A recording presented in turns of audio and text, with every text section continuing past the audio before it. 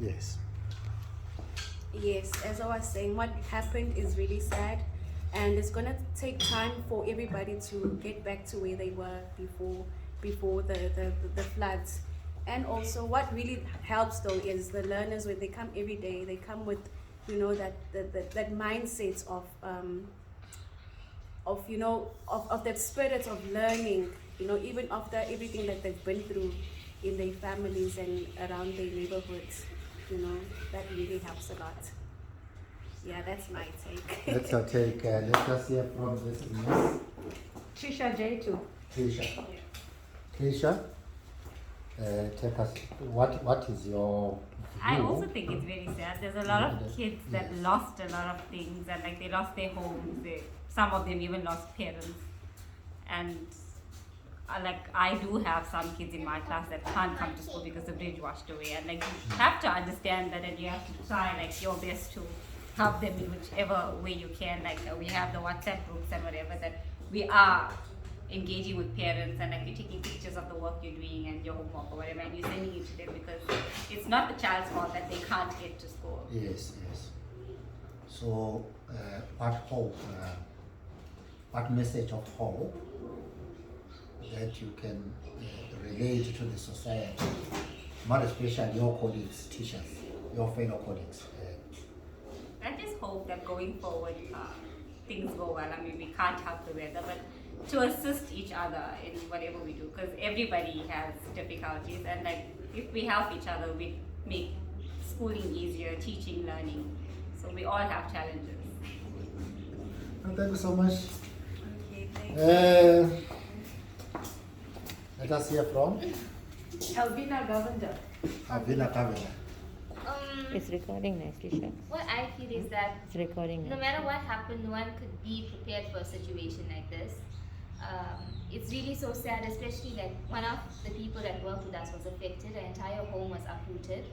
And just by looking at the pictures that you put on the status, it was just so heartbreaking because like you think of yourself, like imagine everything that you worked for, your home has just been washed away. And like we see her every day, but no matter what we say, nothing is gonna make her situation any better. But we try to like motivate her and stuff, and it's been so sad. But my message of hope will be, I feel South Africa has been through a lot, and I think together this is just something that we can overcome as well. Because if you look at the situations we've been through, and we've made it quite far, so I feel together as a nation we can get through this, but we all just need to be together. We are still a young teacher, working in an environment that is currently abnormal because of the teeming rain that has engulfed the city or our province. But it is late now, as I'm moving around schools that were severely damaged by the storm. So it's late now, but we are at work. We are energetic. We have got everything. So what message that you can relate to your peer educators or to your colleagues, your fellow colleagues in the country as a whole? What message of hope? Don't lose faith. I feel like it's important to keep our faith in whatever our beliefs are. It's important, and we here for a purpose. Our purpose are for the learners, and even before the storms and stuff, like when we look at our learners, they're coming from far and wide, and sometimes they come and they fall asleep, and then you can't do anything. You just need to understand where this child is coming from. I wake up in the morning, I have a bath, I've got food. You need to think of this child. Where is this child coming from?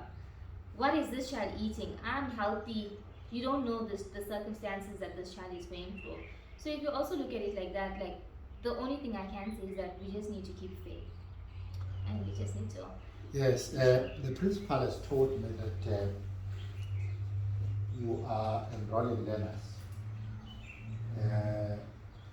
Some are from poor background, poor families, because there's a settlement around here. So how would you handle the situation? Because even if This one. those students are coming from humble backgrounds, but the nation, their parents, they have brought to you as a professional somebody, as a professional teacher, to nature, to nourish their knowledge, to give them the knowledge that is far enriched with the epistemology and stuff. So we are a teacher standing in front of the learners from destitute families that they are vulnerable of a variety of social imperatives: poverty, inequality, unemployment. Some are hating their families because their parents have lost due to this storming rain or teeming rain or terrestrial rain. Some because of HIV and AIDS. Some because of COVID-19 pandemic. So South Africa is moving from hostile phase, terrible phase, to another unimaginable situation. So you're a black teacher with your colleagues here. When I came here, I saw that collegiality, that spirit. You see, that multiracial spirit that is cutting across. I was so happy. Because you are coming from different races, but the way you see it, the way you comprehend each other, the cohesion that exists amongst you, gives me that hope. Yes? It's really united. I've noticed a lot of things. Yeah. So you see, I'm a fast learner. Yeah, I can even able to notice some of the latent We are actually relations. There's good human relations here. We then upload the principal, Yes. Pandey, That goes hand Mrs. in hand with Pandey, what tonight. and your departmental head, Mrs. Naidu. You will really comment that. Yes. What is your comment? You didn't ask me a question. You just gave me a whole rundown. Oh. My comment on. I said you were a teacher standing in front Of of the class. Of the a class diverse of learners thing. that are coming from Diverse backgrounds. diverse background, very especially from destitute, Yeah. from the poor background to be specific. So, what hope? What hope do I Yes, give to them? yes. Like whenever we enter the classroom, I always start my day with us being we sing. Singing is something that brings up it makes, there's no one that can tell me that they sing and they don't feel happy. So I like to uplift them, where we all stand up and we sing and we do our nursery rhymes and they get excited about the day, and you just want to get them pumped, like, ma'am, I'm here, I'm ready, and no matter what happened before I got here, I'm here and I'm just ready to learn and enjoy. Enjoy. I don't like to make them feel like suffocated, like as soon as you come in it's like sit down, take this. No, they must have that urge to say, you know what, ma'am is here, she's making me smile, she's making me laugh, and we're learning. It's not like they're just singing and not learning anything, but I just, when you see that enjoyment on their face, that smile, that excitement, that, and they all in it, irrespective of whether English is their first language or not, they are in it, they are singing it. And we are all together, we all one, and we start our morning that way every single day. And to see that laughter and that joy and that excitement that it brings for them, that's like an amazing feeling for me, because I know that most of them are going through it, and yeah, so I just try to start off on a light note, a happy note every morning for them. I've noticed, as I've said, I've noticed a live good spirit amongst you as educators, Black Africans and Indians. I've seen what is this? What is the secret of it? I think it's more of a sisterhood. You are exemplary. Sisterhood. Yeah. I'd say it's more of a sisterhood. We are always there to support each other when we are down, and we always we want to just uplift each other. We guide each other where we can. We don't we never judge, we never try to break each other down. It's just a sisterhood where we just have each other's back. We're just there to support each other through whatever is going on, whether it's personal, whether it's professional, but we all around holistically we're there for each other. That is good. You can come closer. I need your view here, so that come closer, so that we can balance the equation here. We must try to balance the equation. You know the state of equilibrium. Do you know the state of equilibrium? Do you know equilibrium? Yes, before. Yeah, I'm trying to make sure that the pendulum at least is repetitive. So I'm trying to balance an equation. I was once, I'm still a science teacher, so I really love science. So your colleague here has said something very good. So what is that you can complement her statement with? I do agree with her, because we're always assisting each other. I'm not that long. I've come here last year, and I did learn a lot from my fellow colleagues. I learned a lot from Mrs. Pandey and Mrs. Kenai. When we're young, we're still developing, we're learning from each other, and everybody has different challenges. This year, my challenge with my kids would be different from the kids that I had last year, or that I would teach next year. So you have to learn to adapt. And if you stuck, or if you need help, you have to ask for it. So yeah, and you can ask anybody. Well, our time to assist each other is after our kids leave, and whenever you come knocking on anybody's door here, they're always willing to assist you and stuff like that. So we always together, very helpful. If you find something, we share it. So yeah. That's good. Come close. Come here. Okay. Yeah. So You are teachers. You are supposed to be talkative. Now come and sit here. We also have Mrs. Just Mugenda here. there. okay, to add on to Just what here. my friend Just / colleague has said. Before you talk, in the country, we are faced with a very insurmountable challenge of perpetual tenets of racism. Yes, yeah. So here we are the model. Yes. We are the model of which I think lot of institutions, schools can learn from. Yes. Of So course. what is your take? Well, me as an individual, Yes. I like to look at people as human, not as a race. I don't like looking at people as black, white, Indian, or whether you're from Zimbabwe or whether you're from Nigeria. I look at a person as an individual, because I always, even my child, I always teach him, even the learners, it's it doesn't matter what color, you could be even purple for all I care.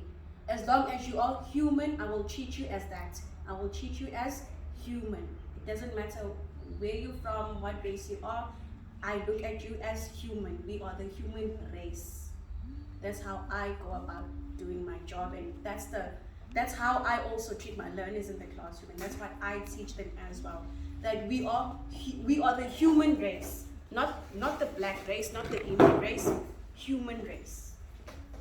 Okay, good. Yeah. Come here. I need you always compliment. Come. Sit here. Right? Okay. You're all humans.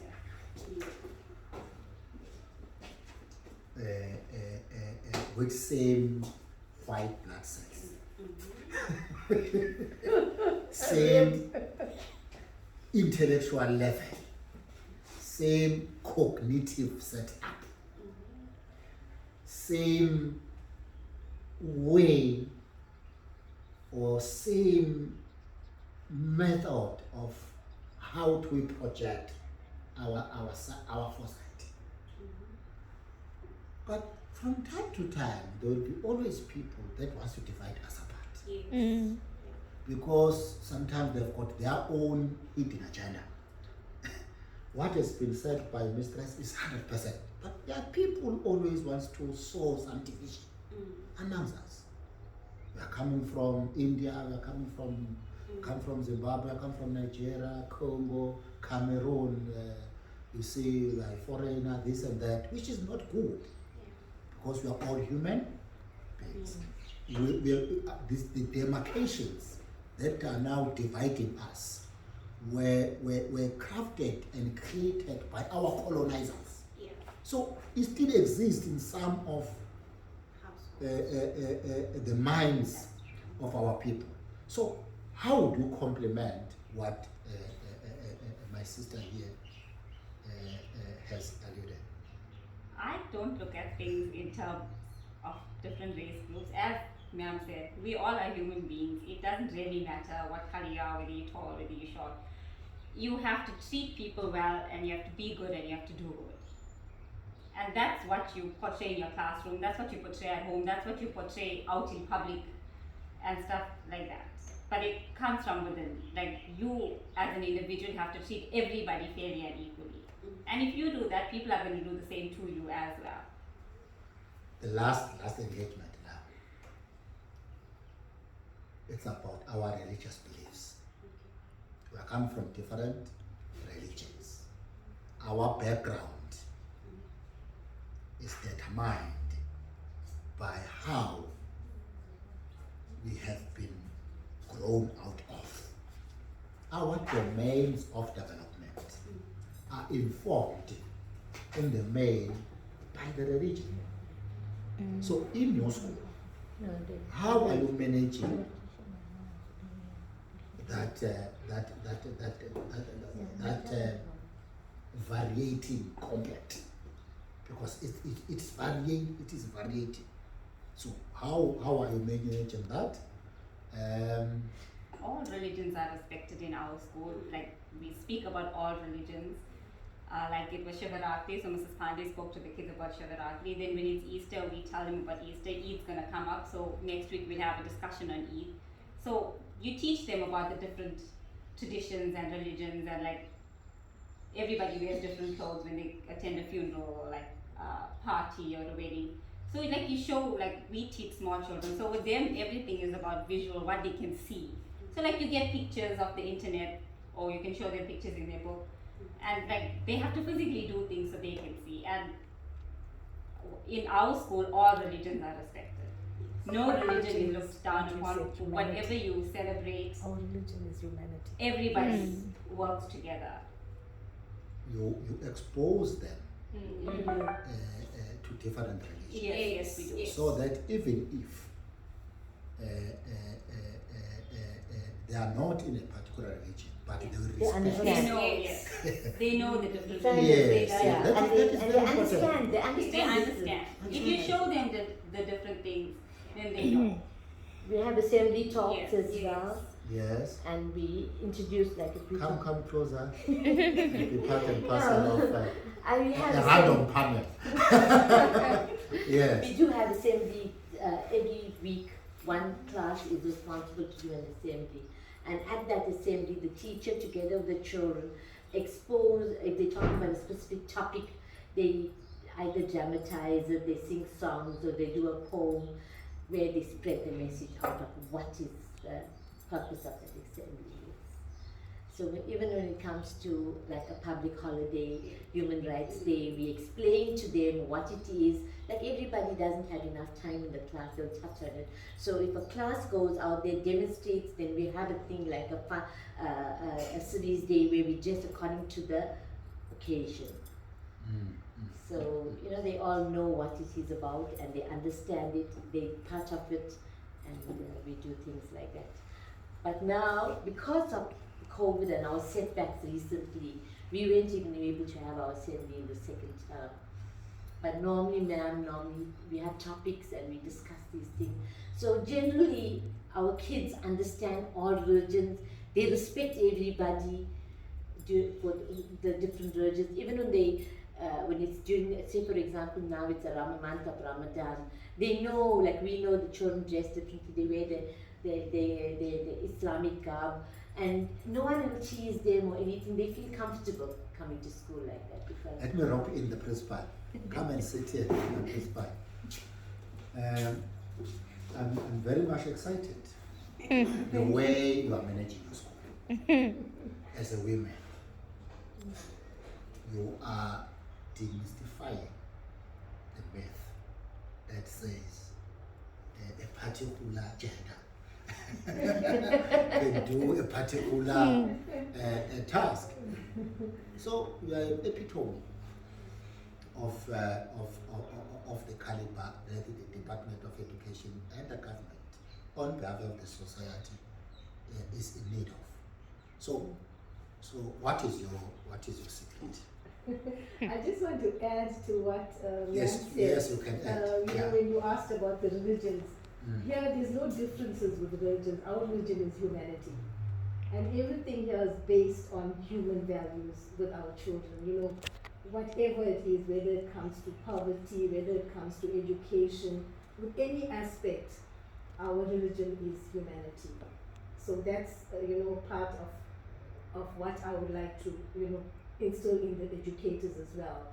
So when I, as a manager, I do not give instructions. I do it myself, so people will follow. Right, an exemplar. Yes, I believe in that, and my teachers will tell you that. Even if it means me taking a box and carrying it to the office, I'll do it. I don't think I'm too big. I believe I'm a servant leader.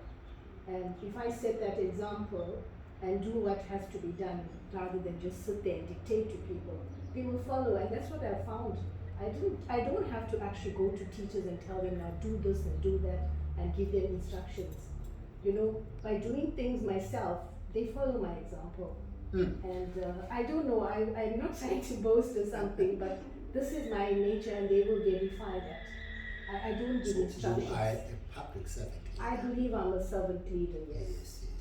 Yes. No, that is good. We really appreciate that. I hope that these youngsters they will learn from you and try to put your vision into practice before you exit the Yes, we're hoping. We're hoping. That's right. Because in a particular point in time, we will exit. Practically 80% of our staff is young staff. Yes. And we want to see Moorton Heights stand and want to see Moorton Heights now in the media, things like that, when we are out. Exactly. That's what we aim to do. Exactly. Mrs. Pandey and I would have thrown in the towel long ago with all that we said, but we should say, let's just give them a direction and then we go. Principal, what is before the principal, what is your final comment about my visit in school today? It was good. Impromptu, so Wow.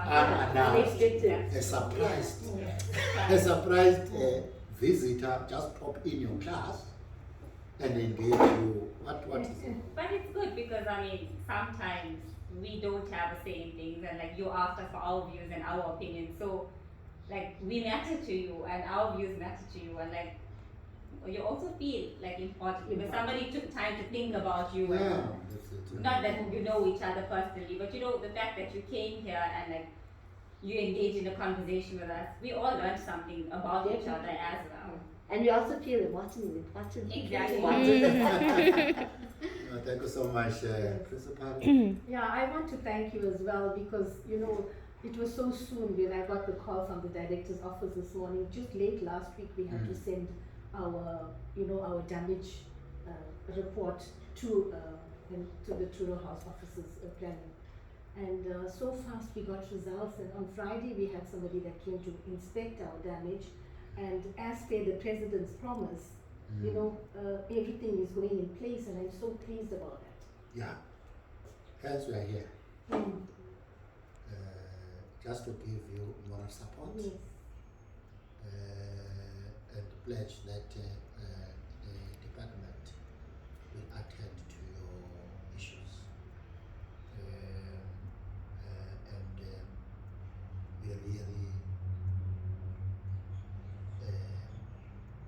touched from the soft bottom of our hearts, superior than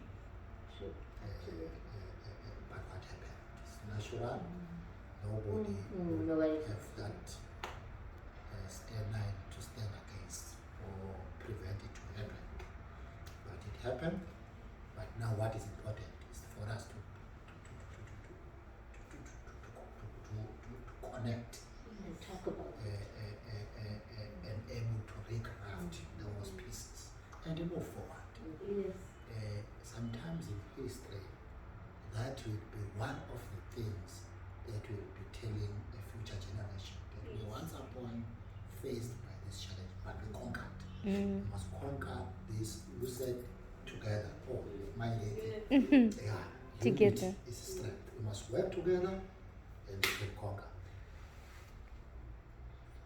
If God allows me, or my principal, the MSc for Education allows me, I will come and support your school so that your school will be more marketable.